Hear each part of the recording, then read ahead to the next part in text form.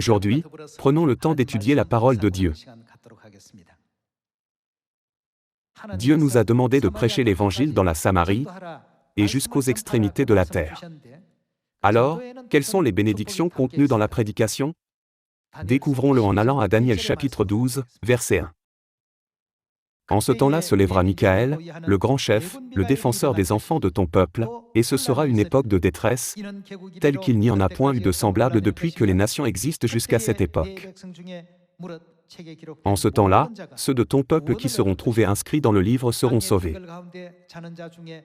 Plusieurs de ceux qui dorment dans la poussière de la terre se réveilleront, les uns pour la vie éternelle, et les autres pour l'opprobre, pour la honte éternelle.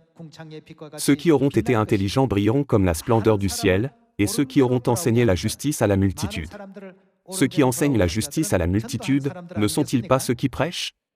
Il est écrit que ceux qui auront enseigné la justice à la multitude, brilleront comme les étoiles, à toujours et à perpétuité. Afin de nous donner de telles bénédictions, quelles sont les paroles et les commandements que Dieu a donnés? Pensez-vous que Dieu a demandé que nous prêchions l'Évangile à toutes les nations, parce qu'il est incapable de le faire lui-même? Nous ne pouvons pas dire que Dieu est incapable de le faire.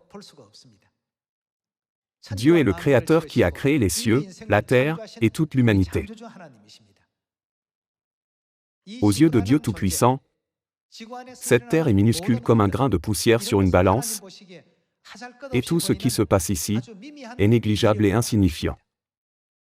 Même si Dieu peut mener l'œuvre de l'Évangile par lui-même, il nous confie cette mission parce qu'il veut nous accorder des bénédictions. C'est la volonté de Dieu dans la prédication. Nous ne devons jamais mal comprendre le dessein de Dieu, de nous ordonner de prêcher l'Évangile, en pensant que Dieu veut nous causer de la détresse, des difficultés ou des ennuis. Dieu ne veut jamais nous mettre un fardeau en rendant notre vie plus difficile. Il y a des moments où Dieu nous conduit à travers une terre sec et aride, où il n'y a ni nourriture, ni eau, vers une vie remplie d'insuffisance, ou vers une vie où tout semble indigent, tout comme la vie des Israélites dans le désert.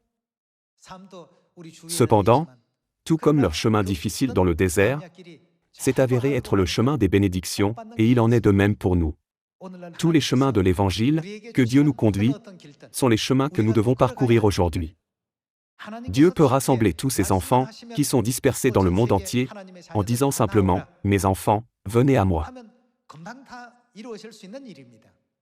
Cependant, Dieu nous a confié cette mission. Il nous ordonne de prêcher. Quelle en est la raison?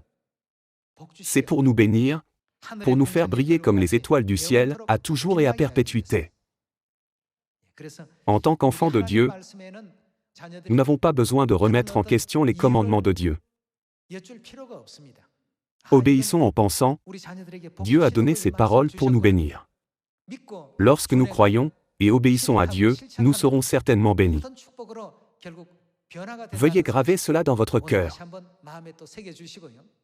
Père Céleste est venu sur cette terre. Mère Céleste est venue sur cette terre aussi. Peu importe les commandements et les enseignements que Dieu nous donne, lorsque nous leur obéirons, nous pourrons suivre le chemin menant au ciel. En vous demandant de graver cela dans votre cœur une fois de plus, j'aimerais conclure le sermon d'aujourd'hui. Merci beaucoup.